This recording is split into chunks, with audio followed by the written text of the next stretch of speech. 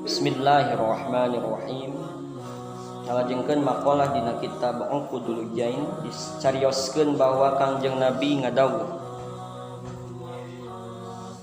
dina waktos peristiwa Isra wal Mi'raj.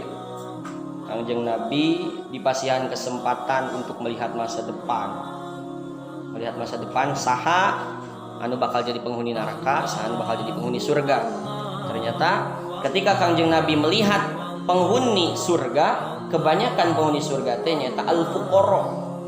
Aktsara ahliha, kebanyakan penghuni surga teh al-fuqara, nyata jalma-jalma nu fakir, jalma-jalma nu miskin, jalma-jalma anu berkekurangan dari segi materi, dari segi harta. Kunaon pangna loba jalma fakiran jadi penghuni surga? Sebab saeutik nu dihisabna.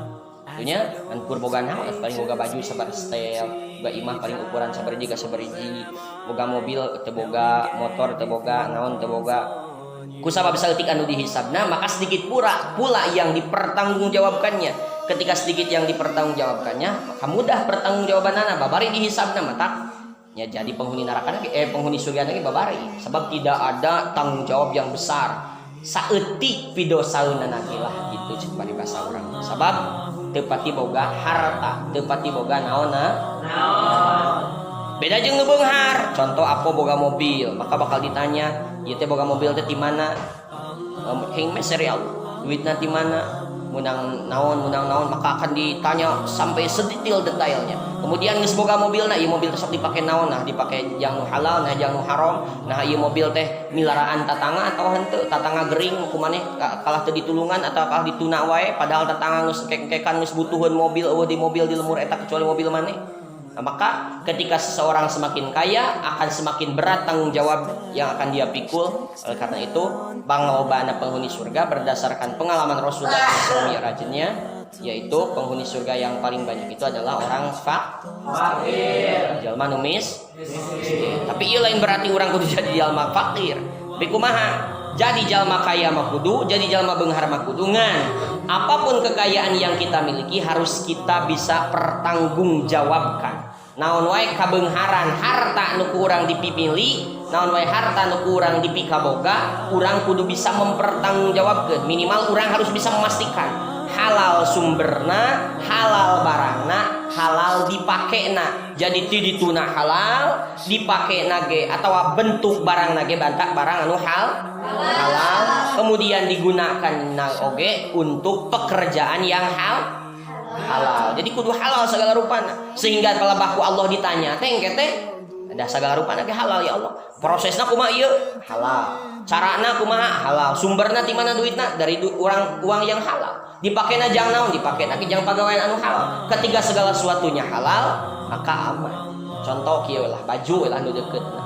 Nu miskin paling boga baju sabariji. 5 setel contoh. Atawangan kur sastel na baheula mah miskin teh sanyana. Sastel baheula boga baju teh ngaji baju eta, sakola baju eta, ngarit doma. Bari cukut yang doma baju eta. Jadi lamun dihisab teh nya babari geus baju eta hungkul. Tapi lamun ayeuna misalna urang di imah boga baju sabar lomari, maka bakal dihisab. Baju ieu di mana duit meulina, baju ieu di mana meulina, nah meulina mah ijab qabul teh ieu. Nah meulina ieu teh sesuai dengan syarat jual beli atau henteu. Kemudian dipakena, nah pernah dipakai salat teh kumaneh? Nah pernah dipakai pangaosan teh kumaneh? Atawa kumaha? Jadi semakin banyak bajuna, maka bakal semakin loba diperintah pertanggungjawaban ge. Oleh karena itu tidak heran kalaulah yang ditemukan Nabi kebanyakan penghuni surga adalah orang fakir, bukan orang yang kaya. Tapi bukan berarti eueuh nu beunghar dina surga. Nu beunghar ge loba. Ngan lamun dibandingkan antara orang kaya dengan orang miskin, maka yang paling banyak menjadi penghuni surga adalah orang atau orang fakir. Urang mah kudu jadi jalma beunghar di duniana, di akhiratna jadi ahli. Tadi carana pertanggungjawabkeun. Sok ayeuna urang boga naon? HP teh di mana ieu teh? HP teh di pamasihan ti ibu rama abi ibu rama maneh di mana duitna keng usaha ya Allah halal teh usahana. Halal insyaallah da jagang lagi jujur indung bapak abi mah. Heula ayeuna geus aya di leungeun maneh sok dipake naon ieu teh HP teh? Sa diangge daring.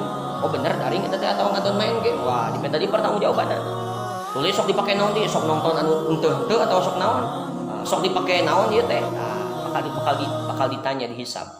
boga HP boga naon deui sajabana boga HP teh boga kantong boga sendal boga sepatu ieu maneh boga baju sok boga baju misalnya sok dipake tara pernah dipake salat henteu nah bisa jadi kan urang teh make baju mah jang salat mah kadang-kadang tara di baju salat itunya komo apa yang mukena we hungkul baju tara di baju jerona sok aya gitu mau ambi noong berarti apa kan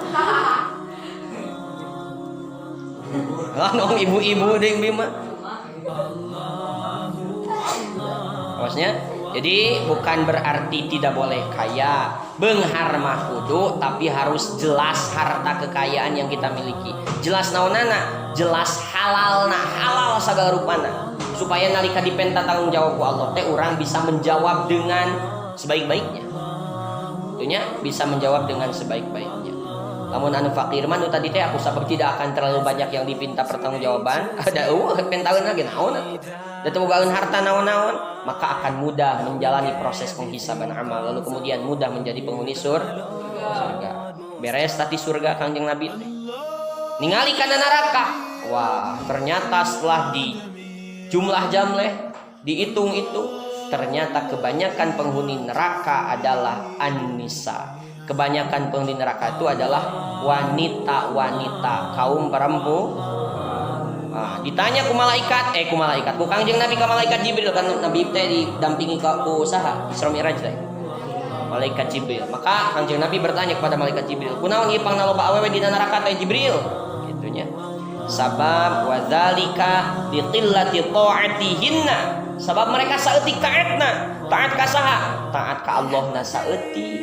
Ka saha deui? Wali rasulihi taat ka rasulna saeutik. Ka saha deui? Wali azwajihinna taat kanu jadi salakina ge saeutik.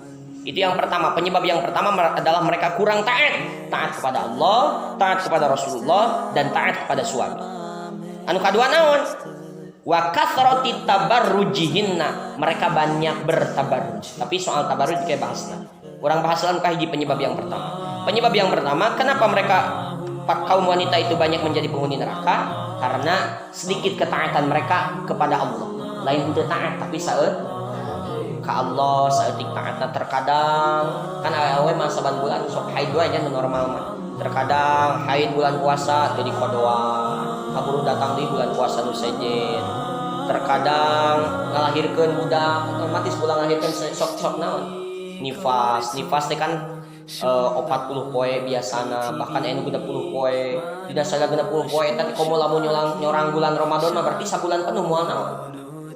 Moal puasa. Pek teh jang awewe anu teu pati bener mah moal dikodoan eta puasa teh. Tah teu taat ka Allah. Itunya tulaina teu taat ka Rasulullah, cek Rasulullah kudu taat cek Rasulullah maneh teh kudu apapun perintah Rasul misalnya harus berbudi baik, harus menutupi aurat dan lain sebagainya.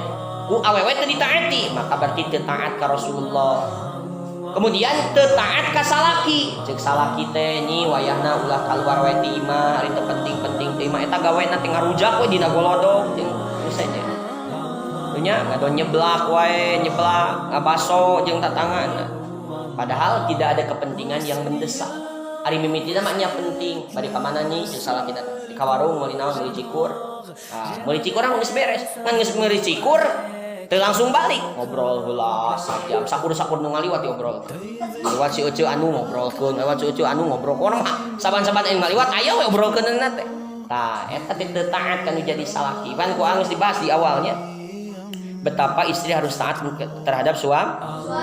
Bahkan kalaulah diperbolehkan, cek Kanjeng Nabi, kalaulah aku diperbolehkan untuk menyuruh seseorang sujud kepada orang yang lain, maka aku akan menyuruh istri untuk sujud kepada siapa?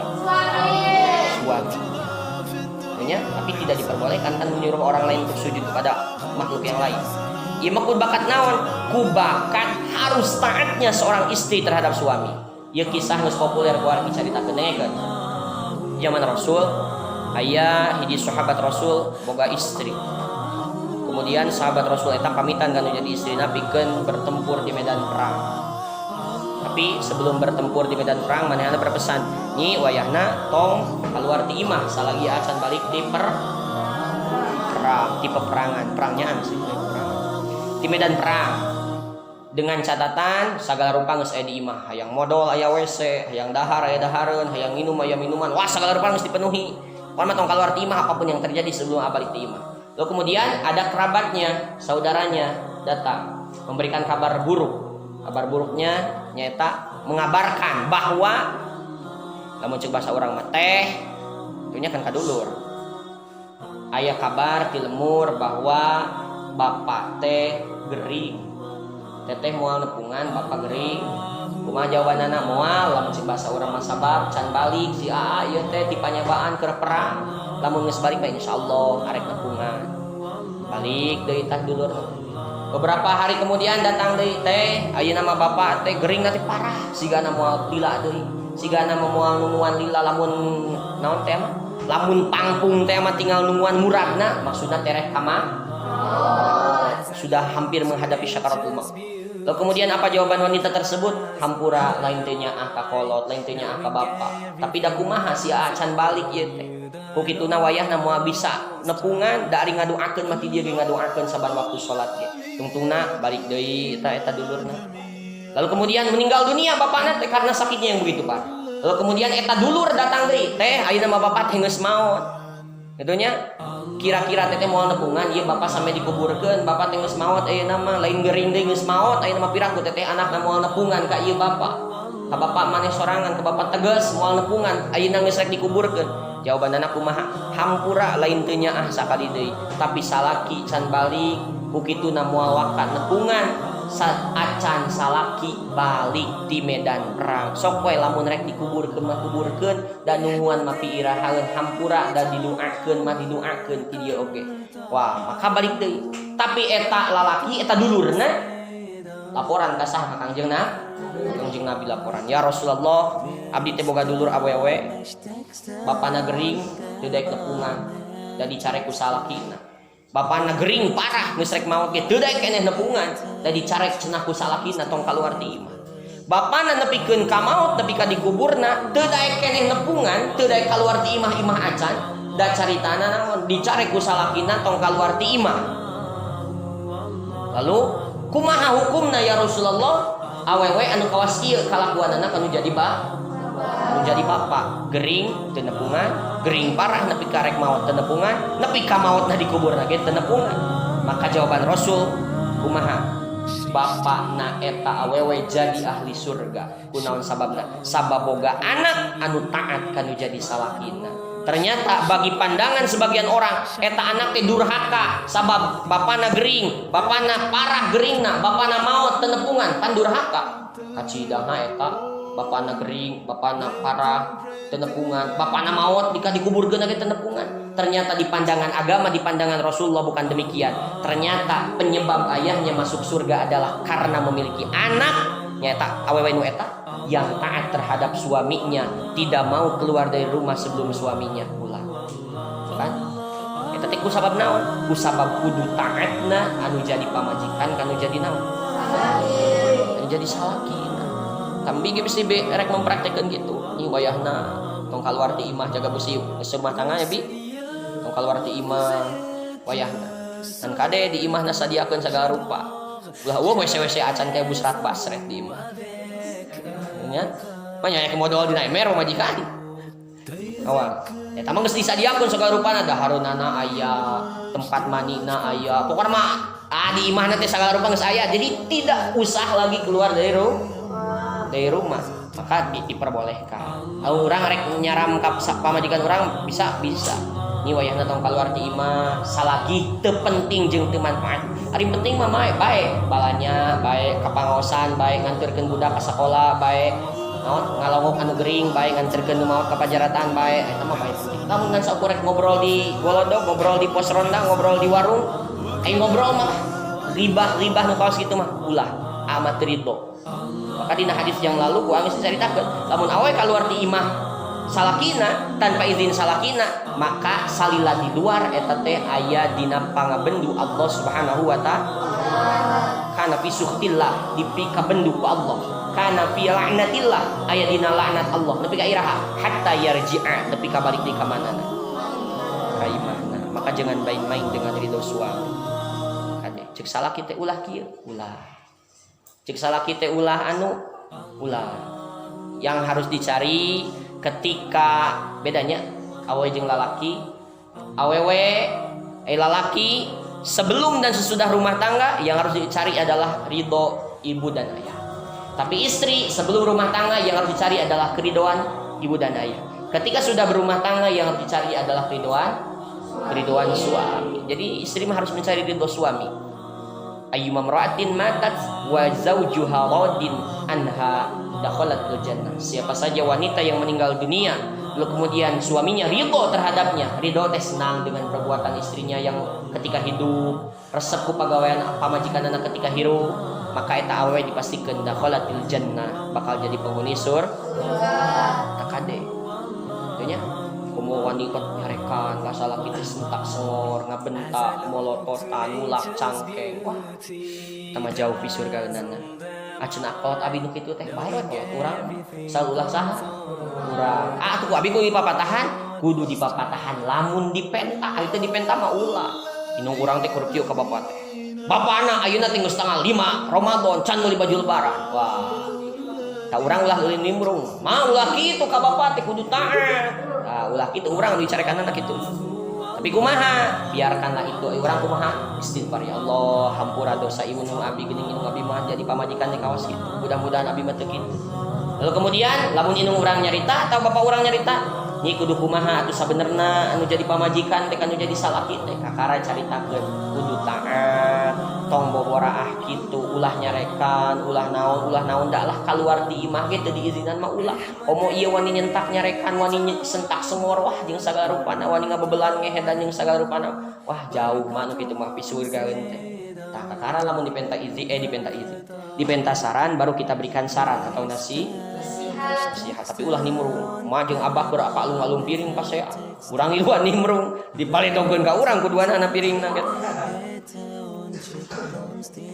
Awas itunya acan ada geuning da biasa dina rumah tangga teh ayeuna mah kitu teh jadi salaki pamajikan teh pasea. Pamajikan tidak ada hormat-hormatnya terhadap suami. Kemudian suami ge teu ngahargaan kanu jadi istri da biasa. Eta mah kebiasaan rumah tangga yang tidak patut dicontoh. Itu mah contoh yang tidak patut ditiru. Urang mah harus meniru apa yang dicontohkan oleh baginda Nabi Muhammad sallallahu alaihi wasallam. Awasnya hade. Kan bahasa eta ku anggeus disebutkeun kewajiban istri teh. Kewajiban istri teh harus mempunyai rasa malu. Kapamajikan kasal kitu kudu era. Kemudian dihareupeunana ulah cemberut, ulah naon? Ulah baeut. Kemudian loba we geus diheula dina huququz zauji ala zaujah. Hak-hak suami dari seorang perempuan. Eta lamun geus apal eta. Jadi ulah wa ka rumah tangga lamun can apal hak-hak suami. Lamun ulah apal rumah tangga lamun can apal hak-hak pamajikan. Sabab ke bakal terjadi KDRT, kekerasan dalam rumah tangga. Kekerasan teh bukan hanya kekerasan fisik, gaplok tonyok lain, tapi kekerasan verbal teh ucapan, nyarita ka mana wae, mau dihareupeun budak wah naudzubillah.